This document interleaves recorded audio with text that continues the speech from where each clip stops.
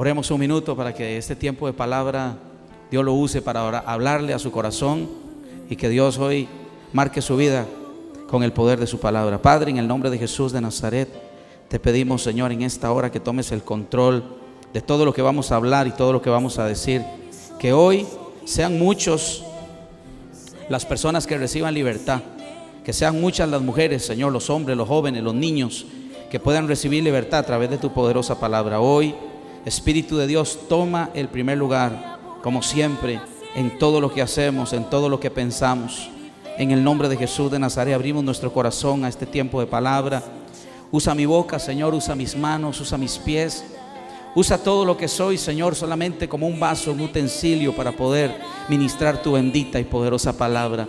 Yo te doy gracias, Señor, porque yo sé que este es el día en que tú has destinado sanar, liberar, restaurar, traer tiempo de restitución a la casa. En el nombre de Jesús de Nazaret. Y usted dice un fuerte amén. Hoy le he puesto por título a esta predicación: el perdón saca mi alma de la cárcel. Como usted ve, aquí hay una simulación de unos barrotes, y todo esto lo vamos a utilizar en esta mañana para que usted entienda que el Señor vino a darle libertad a los cautivos. Diga amén. Que el Señor vino a sanar a los heridos. Diga amén. Que el Señor vino a vendar el corazón de los quebrantados. Diga amén. Y por eso todo lo que usted va a ver hoy aquí alusivo tiene que ver con una cárcel, con una prisión. Y vamos a poner el primer versículo en esta mañana para que usted pueda entender el trasfondo de este mensaje. Dice en el libro de Jueces, capítulo 1 y verso 6. Dice: Adoni-Bezek logró escapar, pero le persiguieron hasta que lo alcanzaron. ¿Y qué dice ahí que le hicieron? Diga, le cortaron los pulgares de las manos y de los dedos gordos de los pies. Entonces Adoni-Bezek exclamó: ¿cuántos reyes? Ayúdeme a predicar, iglesia. ¿Cuántos reyes? 70 reyes cortados los pulgares de las manos y de los dedos gordos de los pies. ¿Qué recogían los reyes? Vuelvo a decir esa palabra. ¿Qué recogían los reyes? Debajo de mi mesa, ahora Dios me ha pagado con la misma moneda. Luego lo llevaron a Jerusalén. Mire y note bien que en esta época en la que estaba viviendo el profeta Samuel, este hombre llamado Adoni-Bezek había sido un hombre usado por el mismo diablo, por el mismo infierno, para tomar a reyes. ¿A quiénes? La Biblia dice que usted y yo somos reyes y sacerdotes para Dios nuestro Padre. Note bien que este hombre Adoni-Bezek, con un espíritu contrario, había capturado, había tomado prisioneros a 70 reyes de aquella época y les había causado la amputación de los pulgares de sus manos y de los pulgares de los pies.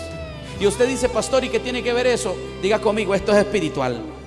Voy a explicar por qué. Porque una de las cosas que yo me he dado cuenta en este tiempo es que el enemigo está amputando a los reyes y a las reinas de Dios en este tiempo por causa de la falta de perdón. Escúcheme, diga conmigo: la falta de perdón trae amputación al cuerpo de Cristo. Y en esta mañana he venido recibiendo del Espíritu Santo de Dios una dirección clara durante todos estos días, diciendo: yo necesito que ministres del perdón. Y hoy vamos a ver cuáles son las consecuencias, cuáles son las cosas negativas que tiene y atrae a nuestra vida la falta de perdón. Pareciera algo sencillo, pero no lo es. Pareciera algo fácil de hacer, pero hay muchas personas que al día de hoy guardan rencor. Hay muchas personas que al día de hoy son prisioneros del pasado, son prisioneros de un recuerdo, son prisioneros de un evento que no han podido soltar simplemente porque no han podido perdonar. Hoy va a ver usted con esta serie que empezamos hoy, terminamos la próxima semana, una serie de 2 predicaciones que te van a ayudar a tomar la mejor decisión: perdonar. Diga conmigo: mi mejor decisión es perdonar. Diga: cuando yo perdono, yo libero a un prisionero. No solamente usted está liberando a la persona a la cual usted le resiente, sino que usted se está liberando usted mismo. Y hoy vamos a ver a través de esta serie el alcance de lo que trae la falta de perdón en la vida de un cristiano y de una cristiana. Aún grandes hombres de Dios se vieron sometidos a vivir bajo un momento de prisión, de mucha depresión, de muchos sentimientos encontrados. Y hoy le voy a ejemplificar con algunos de ellos, de quienes usted se va a quedar asombrado, que vivieron literalmente en una prisión en su alma. Estos reyes eran gente importante. Yo no sé si usted entiende la concepción de lo que es un rey. Un rey es la persona, un soberano de una nación. Un rey es la persona más importante puesta en una nación para regir, legislar y traer autoridad, mando y cambios a una nación. Este hombre llamado Adonic Bezek había tomado reyes. No eran cualquier hombre, cualquier individuo que había tomado. Se habían tomado el atrevimiento de agarrar a 70 reyes, esclavizarlos, meterlos en la cárcel. A tal punto los llevó a vivir una vida deplorable, que dice la escritura que eran reyes pero que comían migajas. Yo no sé si usted está escuchando lo que dije. Eran reyes, su diseño era para gobernar, para tener posición alta, mas sin embargo por la influencia de este hombre, esos reyes vivían como mendigos, vivían comiendo migajas en la mesa de ese hombre. ¿Alguien está aquí todavía? ¿Por qué le digo esto? Porque yo conozco a muchos del pueblo del Señor que viven literalmente amputados sus manos y sus pies. ¿Sabe por qué? Porque si a usted le cortan este dedito pulgar, usted no puede agarrar absolutamente nada con su mano. Escúcheme. Está comprobado por la ciencia que el dedo que ayuda para que usted tenga fuerza a la hora de golpear, un hombre que no tiene este dedo y golpea, no golpea con fuerza, pero cuando uno como hombre cierra el puño, el dedo gordito, este dedo pulgar, uno lo aprieta y puede mandar un golpe, y es un golpe que puede destruir. ¿Qué es lo que el enemigo ha querido causar en el pueblo de Dios, donde hay reyes y reinas? Que usted y yo no tengamos poder, que usted y yo perdamos el poder del hacer, porque en la Biblia la mano representa el poder de hacer. Hay gente que quiere hacer muchas cosas, hay gente que ha querido empezar empresa, hay gente que ha querido reconstruir su familia, hay gente que ha querido volver a estudiar, hay gente que ha querido volver a retomar sus sueños, pero no ha podido porque algo espiritualmente le ha amputado la mano con el dedo pulgar. ¿Y qué le hace a usted una persona si a usted le cortan el dedo pulgar del pie? ¿Sabe qué pasa? Pierde el equilibrio.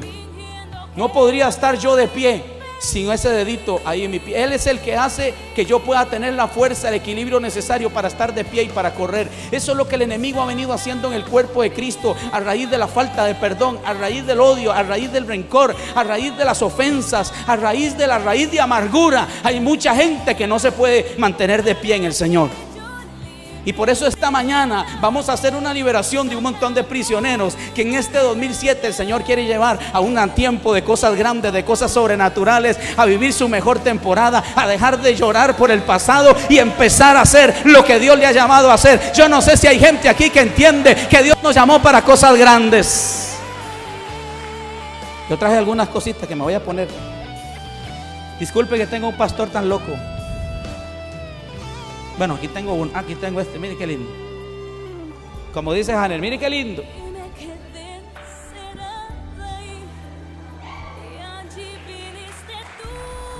Cuidado con el bullying. Tengo más elementos, ahorita voy a ir sacando más elementos. Porque yo lo que quiero es que usted se acuerde de esta imagen, para que usted entienda que usted no tiene que vivir como prisionero, usted tiene que vivir como un rey, como una reina de Dios. Para que usted nunca le acepte al enemigo ni el más mínimo resentimiento por su esposo, por un hermano, por una hermana, por un pastor, por un líder. Usted no puede permitir en su corazón ninguna clase de resentimiento, porque eso te va a privar, te va a paralizar y va a impedir el avance de lo que Dios tiene para ti. Diga conmigo: yo nací para ser un rey. Vamos, diga: yo nací para ser una reina. Diga: yo nací para ejercer gobierno de Dios. Yo quiero que me regalen la próxima cita para que usted vea cómo Jesús entendía la necesidad de que nosotros aprendiéramos a perdonar. Y cuenta una historia maravillosa de la cual quiero rescatar algunos elementos valiosos. Dice: Pedro se acercó a Jesús y le preguntó: Señor, ¿cuántas veces tengo que perdonar a mi hermano que peca contra mí? Probablemente Pedro ya se había encontrado con algunos hermanos difíciles. Seguro, probablemente Pedro ya había tenido varios encontronazos con algunos otros discípulos. Déjeme decirle que aquí en la casa del Señor te vas a encontrar con gente que te va a hacer la vida difícil a veces. No lo estoy profetizando, pero hay gente que Dios va a usar para lijarte y quitarte un montón de cosas que Dios necesita quitarte para llevarte a un nivel de gloria más grande. Ahora note esto, dice que Pedro le hace una gran pregunta y le dice: dime la cantidad de veces en las que yo puedo perdonar a un hermano.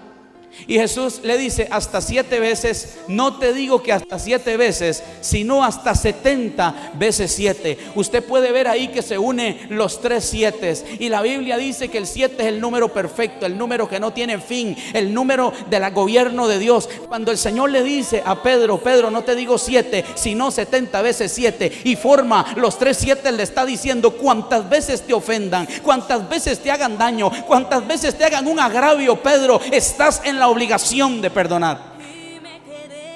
Y mire lo que dice a continuación. Le contestó Jesús: por esto el reino de los cielos. Y le cuenta una historia a Pedro. Este gorrito se me quiere caer. Le contestó y le dijo: por eso el reino de los cielos. ¿De qué le está hablando? Del reino de los cielos, donde usted y yo un día vamos a ir. Le está hablando de la mayor postura a la cual usted puede aspirar en esta tierra. Le está hablando de la mayor posición y del mayor tiempo de prestigio en el que un ser humano puede llegar a alcanzar, que es cuando estemos con Él frente a frente, cara a cara con el Cordero de Dios. Le dice: Pedro, te voy a contar una historia para que entiendas la importancia del perdón. Por eso el reino de los cielos se parece a un rey que quiso ajustar cuentas con sus siervos. Al comenzar a hacerlo, se le presentó uno que debía miles y miles de monedas de oro. ¿Cuánto debía este hombre? Miles y miles de monedas de oro. Como él no tenía con qué pagar, el Señor mandó que lo vendieran a él. Escuche cómo era la ley en aquel entonces cuando alguien no podía pagar. Dice, lo mandó para que pudiese venderlo a él, a su esposa y a sus hijos y todo lo que tenía. Para así saldar la deuda, el siervo se postró delante de él y le dijo: tenga paciencia conmigo. Le rogó: y se lo pagaré todo. El Señor se compadeció de su siervo, le perdonó la deuda y lo dejó en libertad. Al salir, aquel siervo se encontró con uno de sus compañeros que le debía apenas 100 monedas de plata.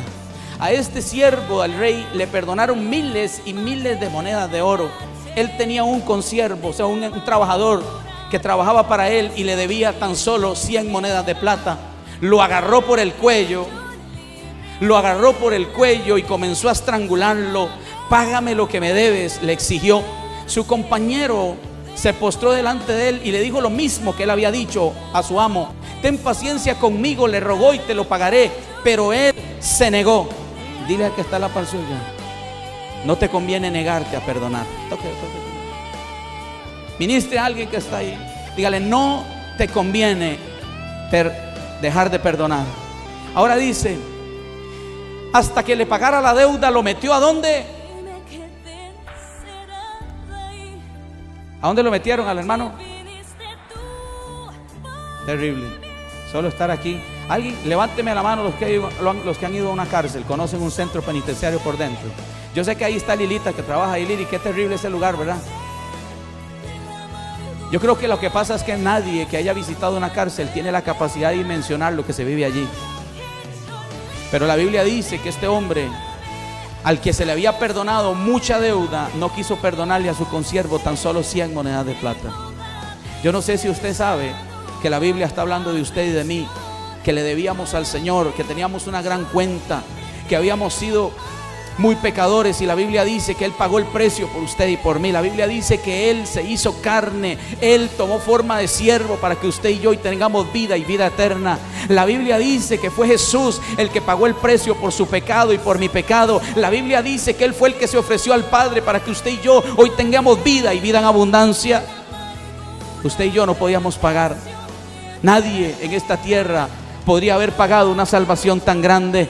Mas sin embargo Cristo pagó por usted y por mí, porque Cristo pagó tu deuda y mi deuda con Él. Como Cristo te exoneró de todas tus deudas pendientes con Él, Él te dice: tú también tienes que perdonar al que te ha hecho agravio, aunque no digas amén.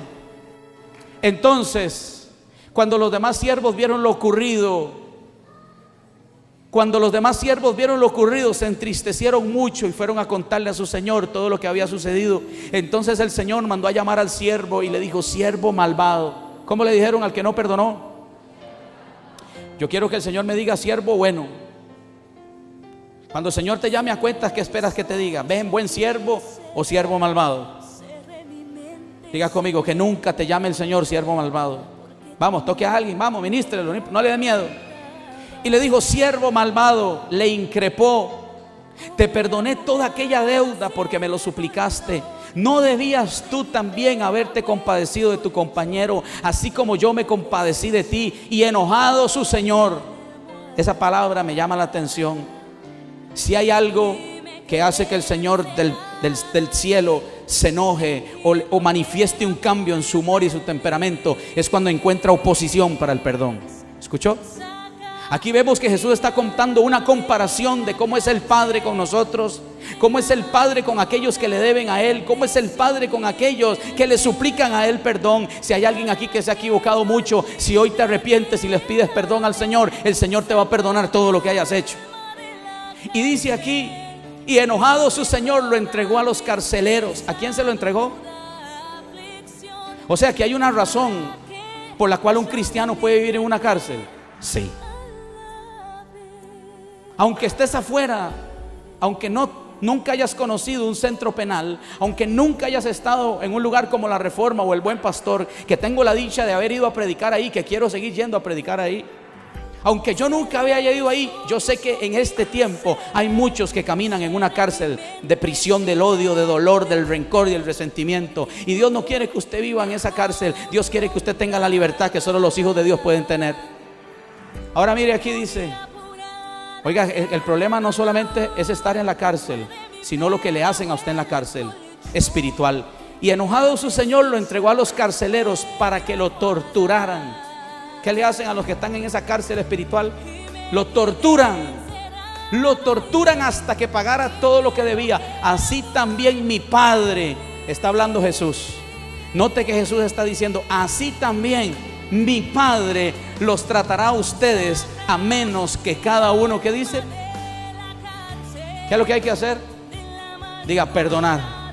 Jesús dice: a menos que ustedes perdonen a cada uno de corazón a su hermano. Dígale al que está a la par suya: no tenemos más alternativa que perdonar esta mañana. Dígale al que está a la par suya: no tenés otra salida más que perdonar si realmente quieres la vida eterna que Dios ofrece. Vamos a ir más adelante porque quiero correr a llegar al pasaje de los cuales quiero entrar en. Puse aquí la definición.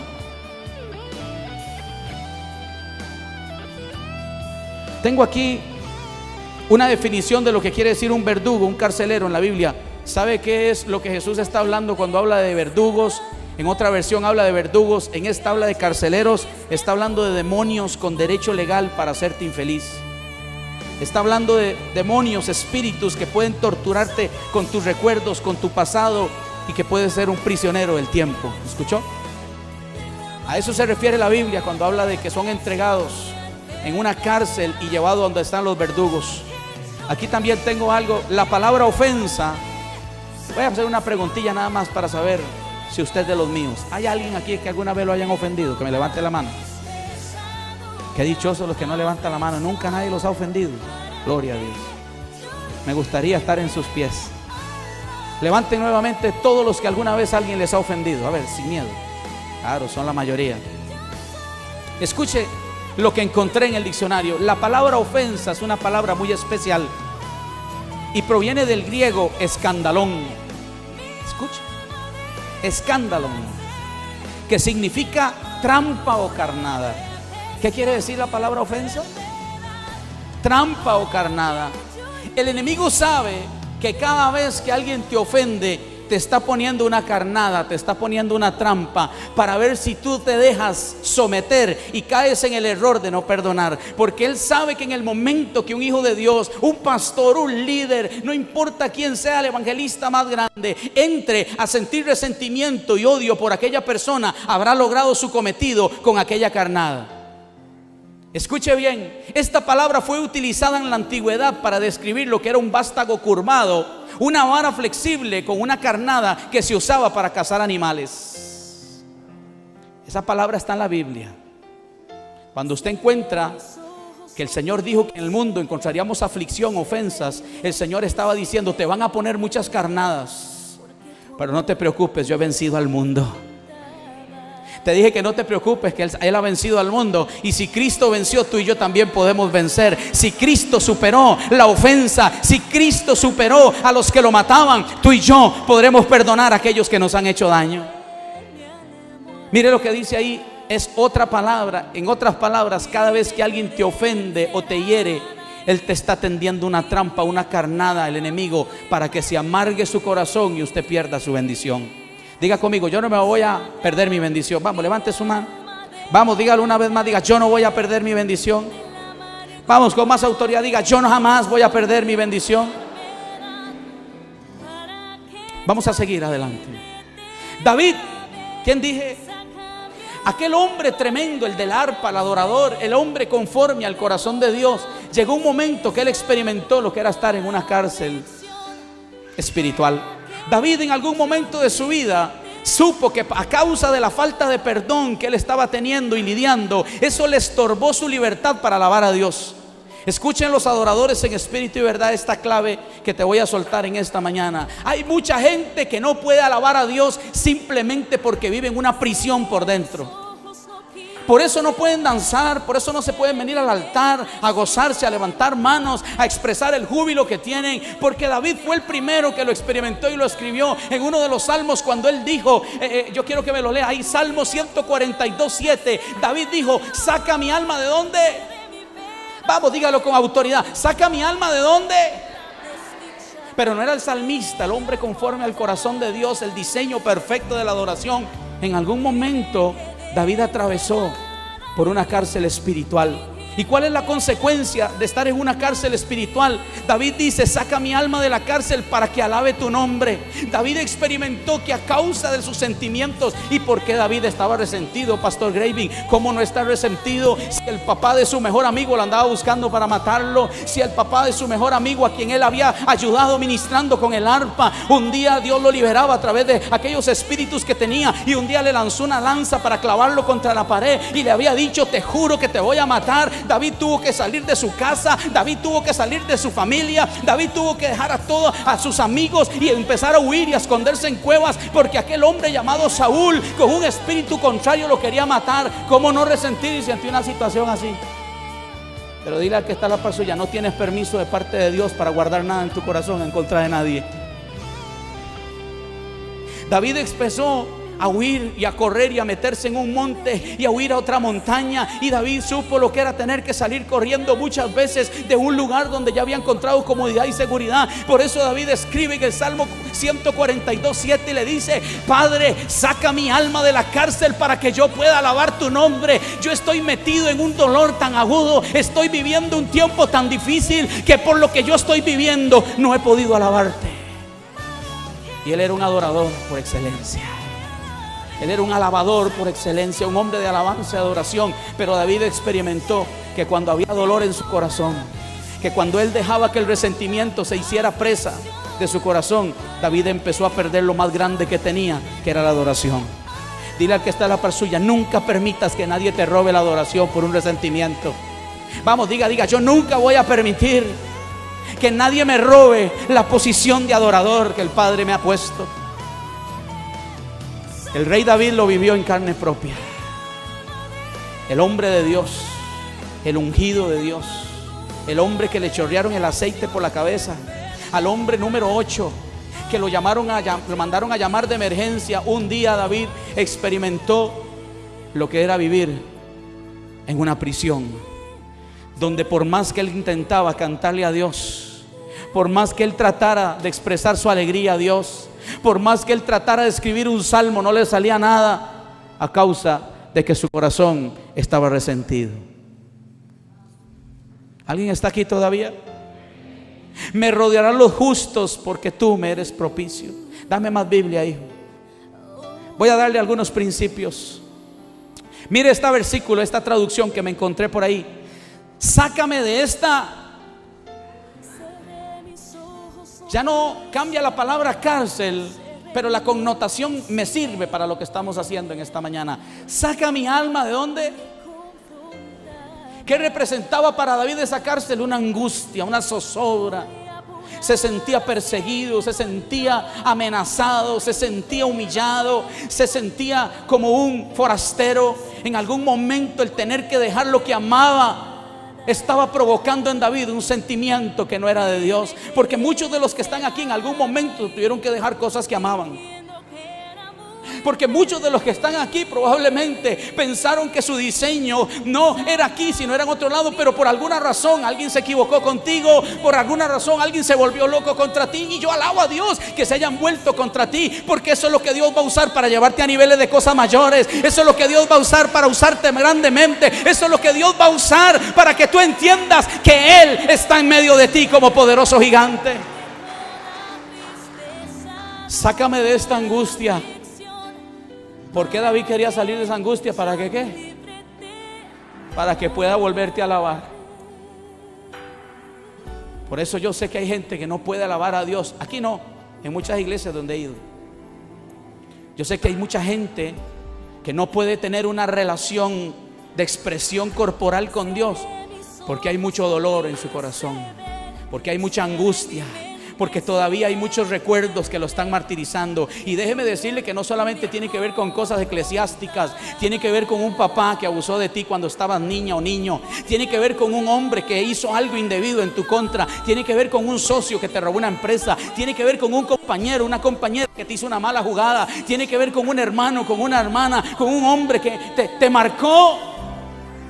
Y muchos años después todavía sigues recordando aquello con un dolor tremendo. No puedes ni hablar de aquello, no puedes ni siquiera recordar sin llorar, porque sabes que ese recuerdo está ahí vigente todos los días. Pero traigo una palabra de parte del Señor. En este 2017 Dios quiere sacarte de esa prisión. En este 2017 Él quiere volverte el gozo de su salvación. En este 2017 Él no quiere que finalices el año como lo empezaste. Él dice: yo voy a trabajar tu corazón y me voy a llevar todas tus cargas. ¿Hay alguien aquí que todavía está recibiendo una palabra de Dios? Vamos a ver qué más dice. Mire, qué más dice la escritura aquí, mi querido Luisito. Salmo 142, 2, 3. Cuando me siento deprimido. Pero ¿quién estaba deprimido? David. ¿Quién estaba viviendo en depresión? Dígalo, hermano. David está ahí arriba, no se va a enojar, dígalo. ¿Quién estaba resentido? ¿Quién estaba deprimido? Me siento deprimido. A ti te hago saber lo que me angustia. ¿Es malo, Pastor Graving, sentir angustia? No. Lo que es malo es quedarse viviendo con la angustia. ¿Es malo, pastor, que en algún momento me he sentido deprimido, deprimida por esto, por otro? No. Lo que es malo es que te quedes viviendo en la depresión. ¿Es malo llorar? No. No es malo llorar, y los hombres también lloramos. Lo que es malo es que vivas llorando día y noche por los errores del ayer, por lo que te hicieron el ayer. Dios no quiere que vivas del ayer. Dios quiere que tú acabes con ese pasado, para que pueda venir el tiempo de la restitución, para que pueda venir el tiempo de lo mejor, para que pueda venir el tiempo de la grandeza, de la gloria de Dios a tu vida. Dios necesita que hoy salgas de la cárcel del dolor. ¿Cómo me siento deprimido? A ti hago saber lo que me angustia. Le dice David: tú sabes cómo me comporto, porque hay algunos a mi paso que me tienden una. Lo han ofendido. David también experimentó eso. David dijo: en mis años de crecimiento, en mis años de ministerio, me he dado cuenta que hay algunos que lo único que les gusta tirarme es una trampa. Recuerda que la palabra trampa significa ofensa. ¿Te han ofendido? El enemigo te ha estado poniendo carnada. Pero hoy, en el nombre de Jesús de Nazaret, nosotros destruimos todo pensamiento del enemigo. Toda maquinación de Satanás queda hoy descubierta, porque yo declaro que nadie de los que está aquí podrá vivir con un corazón herido, con un corazón resentido. Alguien que diga en esta mañana: yo no voy a vivir con un corazón herido. Yo me encontré una compañera mía de prisiones hoy. ¿Puede venir, hija? Venga. ¿No ves qué linda que vino hoy? Venga, venga. Voy a traer hasta... Es que Dios está en todo aquí. Para que se parezca al pastor, suba por ahí, ven. Había una canción que decía: al preso número 7. Ven. Ahí, apenita para usted. Venga aquí, compañera. Compañera de prisiones. Dios la va a usar ella hoy aquí. Usted quédese aquí, yo voy a salir en libertad condicional. Alabado sea el Rey.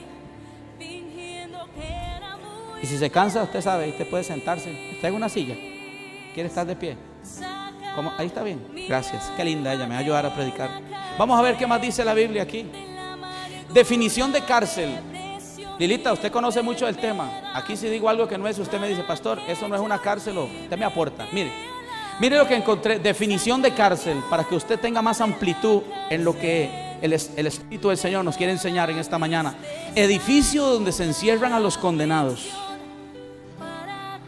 a gente a pena de privación de libertad o a los presuntos culpables de un delito. Usted dirá, pastor, yo no he cometido ningún delito para vivir en una cárcel. La Biblia dice que cuando Dios le preguntó a Caín por su hermano Abel, escuche, cuando Dios le preguntó a Caín por su hermano Abel, porque lo había matado por celos, por envidia, lo había matado y lo había escondido, creyendo que se podía esconder de Dios. Entonces Dios es tremendo y le pregunta, ¿dónde está tu hermano?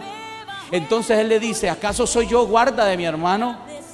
Y Dios le debe de haber contestado por dentro y le debe haber dicho, sí, yo te puse para que tú guardaras la vida de tu hermano y no para que se la quitaras. Ese que está ahí a la par tuya, ese que está adelante, ese que está atrás tuyo es tu hermano. Tienes que cuidar de él.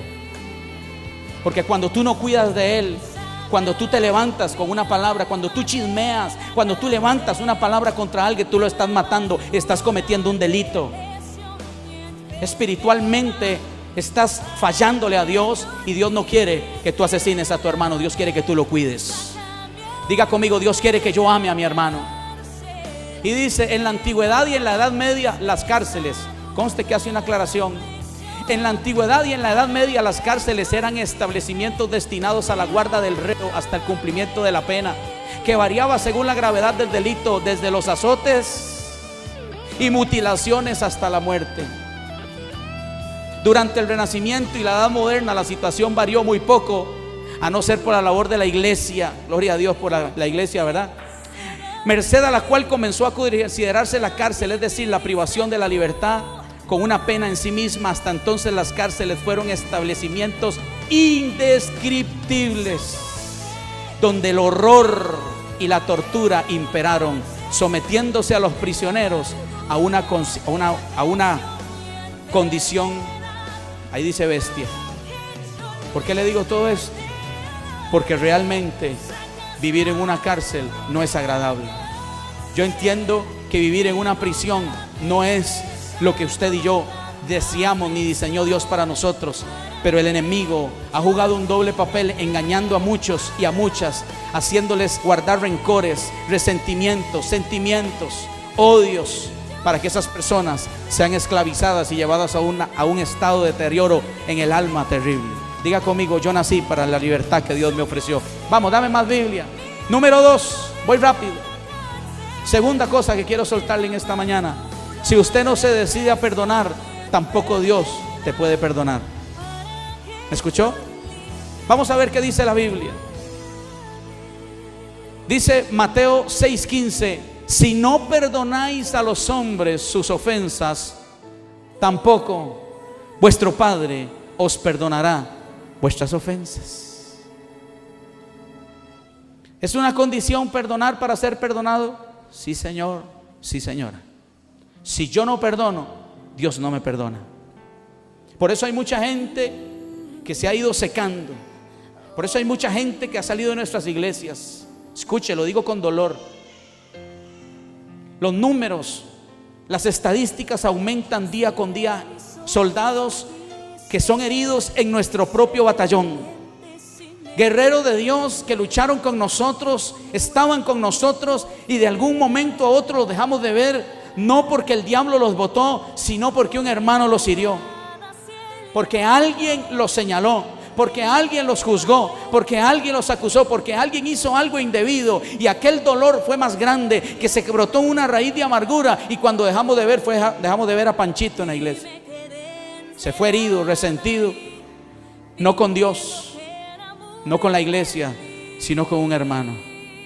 Diga conmigo, jamás, diga conmigo, jamás me permitiré mutilar ni dañar el cuerpo de Cristo. Vamos a ver qué más dice. 3, si no perdono, ninguna ofrenda u oración que yo lleve a Dios puede ser recibida. Mucha gente que se acerca al altar a ofrendar gloria a Dios por su corazón.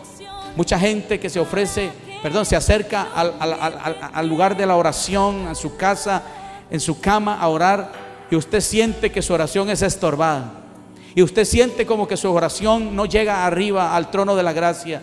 Y usted siente como que usted siembra y siembra y siembra y no ve la multiplicación divina, y no ve el favor de Dios, y no ve la recompensa divina. ¿Por qué razón es que hay este tipo de resultados? Porque hay falta de perdón. Mire lo que dice Mateo 5:23. Jesús dijo que si se traía su ofrenda al altar y allí te acuerdas de que tu hermano tiene algo contra ti, deja allí tu ofrenda delante del altar.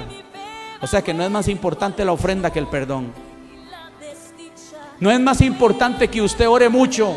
Es mejor que perdone más y ore menos.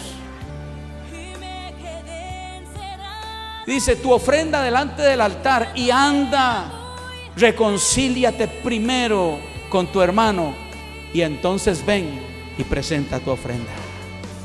¿Cuánta gente viviendo en un mar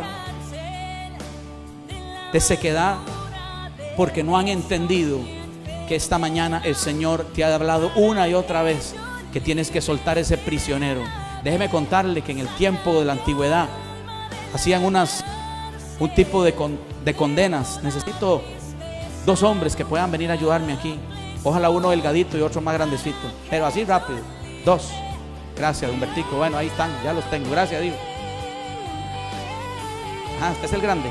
Dese vuelta contra Humbertico. De espalda a los 2, espalda con espalda. Enlaces en los brazos. Humberto, a veces se puede echar a Richie. Ahí. Escuche, trate de caminar, hijo. Vaya, déle la vuelta a la iglesia, a ver si puede. Venga, porque veo que no puede mucho. Está dura la cosa, demasiado. Déjeme decirle que en la antigüedad, cuando una persona mataba a alguien, le hacían ese tipo de condena. Le amarraban al muerto en la espalda. ¿Escuchó?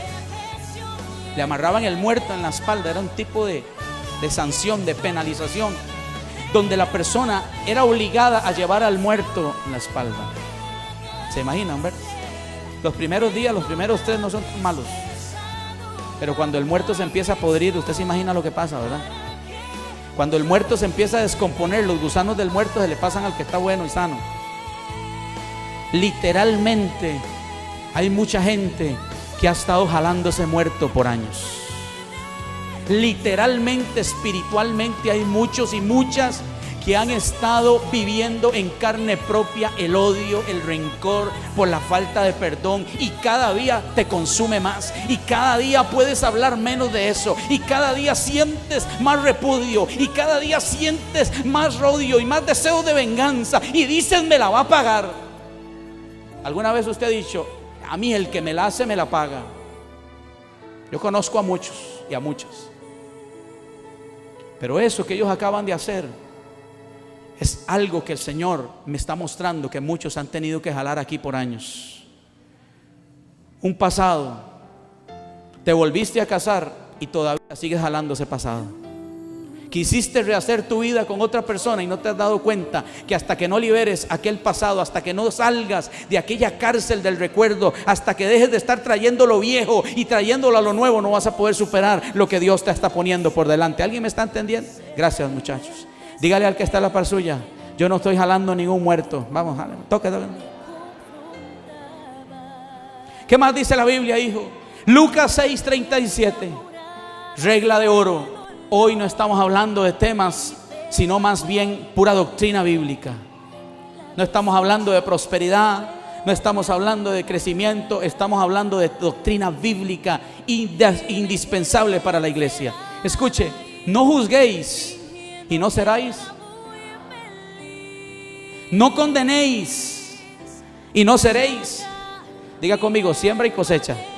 Ahora mire, perdonad y seréis. Hay gente que le gusta que le perdonen todo lo que hace, pero no le gusta perdonar. Hay gente que quiere que uno acepte de ellos su forma de ser tal y cual es, pero no desea aceptar la forma de ser de su pareja. Aquí yo veo justicia. Diga conmigo, justicia. Diga conmigo, aquí yo veo equidad. Perdonad y seréis perdonados. La contrapartida de este versículo es: si ustedes no perdonan de todo corazón a quienes les han hecho daño, vuestro Padre Celestial tampoco os perdonará. O sea, que si yo no perdono a alguien que me ofendió, yo me convierto en un pecador. ¿Es así? Porque el Señor no me perdona, y al no perdonarme sigo siendo pecador. Entonces miren la pregunta que yo traje aquí para hacérsela a algunos de ustedes: ¿dónde se va la gente que no perdona por la eternidad? Si una persona no perdona y es pecador, es pecadora, y no quiere recibir el perdón de Dios porque se resiste a perdonar, esa persona, si muriera hoy, ¿a dónde iría a vivir? ¿A dónde iría a vivir la eternidad? Lucas 6:37 lo dice claramente. ¿Qué más dice ahí, hijo? Cuarto, además de soportar, ¿qué dice ahí? Diga conmigo, soportar. Miren que la Biblia usa la palabra soportar. Además de soportar y perdonar de corazón, se unen dos mandamientos nuevos al perdón. Número 1, amar a nuestros enemigos. Eso sí que está duro, ¿eh? A veces uno logra perdonar al esposo porque lo ama un poquita. Pero a veces no entendemos este versículo donde el Señor dice: no, yo te digo que tienes que amar a tus enemigos. Y número 2, orar por ellos. Mire lo que dice Mateo 5:44. Pero yo os digo, amad a vuestros, bendecid a los que os, hacedle bien a los que os odian, y orar por aquellos que os ultrajan y os persiguen. Este es el verdadero evangelio. Bienvenidos a la realidad. Bienvenidos a la doctrina de la enseñanza sana de Jesús. Nosotros tenemos que orar por aquellas personas que nos hacen daño. Si esa persona te causó daño, te causó dolor, tú bendícelo. Que la venganza es del Señor. Y Él dice que Él es el que mejor paga cuando se trata de vengar. Cuando se trata de hacer justicia, yo no conozco a otro más que Él, que tiene el nombre de justiciero, el Dios de toda justicia y de toda gracia. Vamos a ver qué más dice la Escritura para ir rápido, quiero llegar. Dice ahí 5, es imposible ver cumplidos tus sueños mientras haya amargura. ¿Cuántos sueños frustrados? Me acordé de algo. La gente que odia, lo encadenan también. Cuando usted odia, cuando usted guarda rencor, el enemigo te pone grilletes, te pone cadenas, para que no empieces a caminar en el ritmo que Dios quiere que tú camines, para que empieces a dejar perder las bendiciones que Dios quiere traer sobre tu vida, sobre tu empresa, sobre tu casa, sobre tu matrimonio, sobre tus hijos. ¿Hay alguien aquí que entiende lo que estamos diciendo? Se une el dolor. Y mire lo que pasa aquí, lo voy a predicar rápido. Primera de Samuel 1:6. Y esto, iglesia, se vive en la iglesia. Esto que voy a leer, esto no es para los que están allá afuera, es para los que estamos aquí adentro, para que aprendamos sabiduría. El libro de Primera de Samuel dice: y su rival la irritaba. ¿Quién irritaba a Ana? Su rival, enojándola y entristeciéndola porque Jehová no le había hecho conceder tener hijos. Así hacía cada año. ¿Cada cuánto la hacían sufrir a la mujer? ¿Cada cuánto la entristecían? ¿Cada cuánto la irritaban? Así hacía cada año cuando subía a la casa de Jehová. Pastor, pero en la casa de Jehová hay gente que lo irrita a uno. A veces hay gente que te puede poner triste, que te puede poner en una condición no favorable. Pero si usted entiende lo que le pasa a la gente que perdona, a la gente que supera el agravio, usted se va a dar cuenta que pasará de ser estéril a ser un productor, un reproductor del reino. Mire lo que le pasa a Ana. Por lo cual, de aquella depresión, de aquella irritación, Ana lloraba y no comía. Vea la depresión ahí. Y Elcana, su marido, le dijo: Ana, ¿por qué lloras? ¿Por qué no comes? ¿Y por qué está afligido tu corazón? Mire el estado en que esta mujer vivía. ¿En dónde pasaba todo esto? Diga conmigo, en la casa de Dios. Ve que en el reino hay gente que te va a pulir. Ve que en el reino hay gente que Dios va a usar para activar tu productividad. Porque ella nunca había podido tener hijos, pero después de que la irritaron, después de que la hicieron afligirse, después de que la hicieron llorar y lamentar y humillarse delante de Dios, dice la Biblia que empezó a producir a muy alto nivel, porque produjo uno de los profetas más grandes que la Biblia ha registrado, llamado Samuel. Por eso yo creo que la gente que se ensañó contra ti y la gente que te quiso marcar para mal, nunca se dio cuenta de que Dios va a usar lo que tú viviste para que muchos sean libres, sean sanos y conozcan el poder de Dios. Mire, ¿por qué no comes y por qué está afligido tu corazón? ¿No te soy yo mejor que 10 hijos? Ella con amargura. ¿Qué tenía Ana? Ella con amargura de alma oró a Jehová y lloró abundantemente. No hubiese pasado nada si Ana no clama a Dios. No hubiese pasado nada si en la vida de Ana no hubiese habido entrega, perdón hacia quien le irritaba y le hacía daño. Dile al que está a la par tuya: yo veo que vas a empezar a caminar en el mayor tiempo de productividad. Vamos, tóquelo.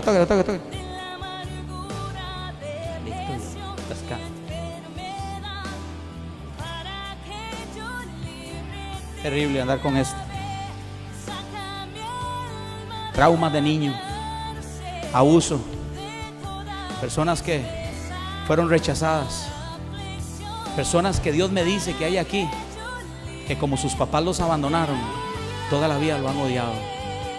No lo conoces, no conoces esa mamá, pero guardas un terrible dolor, un terrible odio, un terrible rencor hacia esa mujer que te abandonó, hacia ese hombre que debió haber sido tu héroe, pero no lo fue, te abandonó.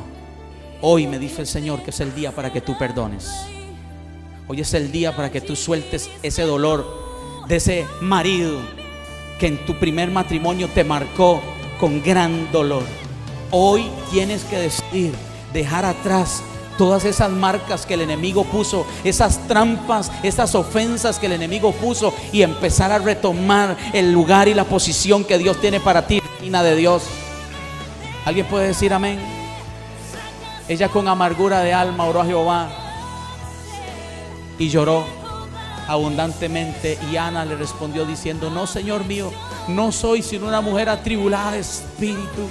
No he bebido vino ni sidra, porque la gente se va a confundir con lo que tú haces.